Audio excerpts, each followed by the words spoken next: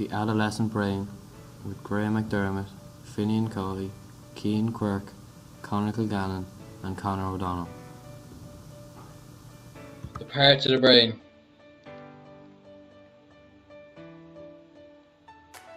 Corpus callosum. Corpus callosum allows for interhemispheric communication between the hemispheres of the brain.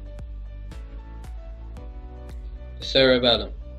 The cerebellum is associated with regulation and coordination of movement, posture and balance. Brainstem. Brainstem is responsible for basic vital life functions such as breathing, heartbeat and blood pressure. Cerebrum. The cerebrum is the largest part of the brain associated with higher brain function such as thought and action, and is split into 4 different lobes. The temporal lobe. The temporal lobe is associated with perception and recognition of auditory stimuli, memory and speech. The occipital lobe. The occipital lobe is associated with visual processing. The parietal lobe. The parietal lobe is associated with movement, orientation, recognition and perception of stimuli. The frontal lobe. The frontal lobe is associated with reasoning, planning, parts of speech, movement, emotions and problem solving, and is the lobe most affected during adolescence. My name is Cian and I'm going to speak to you about how an adolescent learns best. During adolescence, teenagers undergo various distractions and find it hard to concentrate and study at various times during second and third level education. Education theorists such as John Dewey came up with theories that learning by doing is the best method.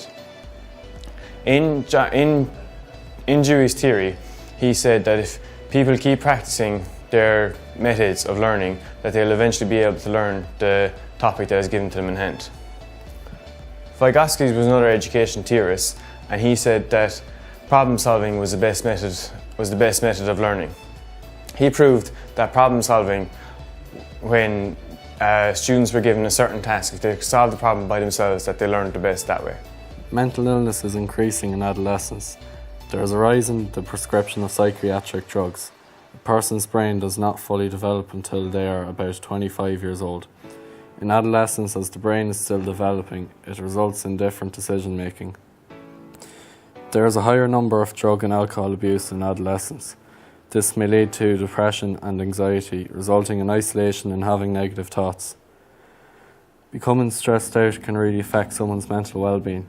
Stress is your body's way of responding to any kind of demand or threat. Your body releases stress hormones such as adrenaline as a response to this. Just regarding our subject topic, people going through adolescence sometimes undergo huge amounts of stress and mental illnesses. Have you seen examples of this throughout your time here at the university? All the time. All the time. Unfortunately, I see it all the time, and I guess me myself, I have an open door policy. I'm very much one of my big things inside here is I want students to be able to feel free that they can come into me and have a chat, and there's never any problem too big. And I always get that message across to first year students. But I have seen it, and often the reason for anxiety and stress is because of maybe issues at home. Very seldom is it issues to do with a student's coursework. So, but like mental health and well-being is very, very important, and people, you'll probably be surprised with the amount of people that come into me, but they usually leave in a much better place, and we do have services in the university in terms of counselling and chaplaincy that work very well for that. Before we end, another topic relating to adolescence is human memory and memory systems. We know throughout adolescence large amounts of alcohol and harmful substances are taken. Have you seen this affect human memory systems throughout your time here, or does it have no effect at all? I don't really see any effect of substance abuse in terms of performance in students inside here. I teach primarily on the teacher education program inside here, and for 95% of students in that program, they're very, very hardworking. And so I don't think that that culture kind of exists. But it is something definitely to be watching out for in the future in terms of people's well-being. And I will have no doubt that any substance abuse is something that would ultimately affect people's performance and state of mind. Yeah. Okay, so lastly, Dermot, regarding the topic of adolescence to our course and the different ways people think and do things, do you think adolescence is an advantage or disadvantage to both people in our course and people in life? Often kids coming out of primary school can be very creative and innovative. They don't see any dangers in life. They don't see any dangers, or they don't see anything wrong with coming up with ideas in terms of their schooling. When they go into secondary school, all of a sudden everything becomes very precious, and often there is a culture there that you can't make a mistake. Whereas it's accepted in primary school that it's a good thing to make a mistake. And I myself think it's good to be able to make mistakes and to be able to learn from them.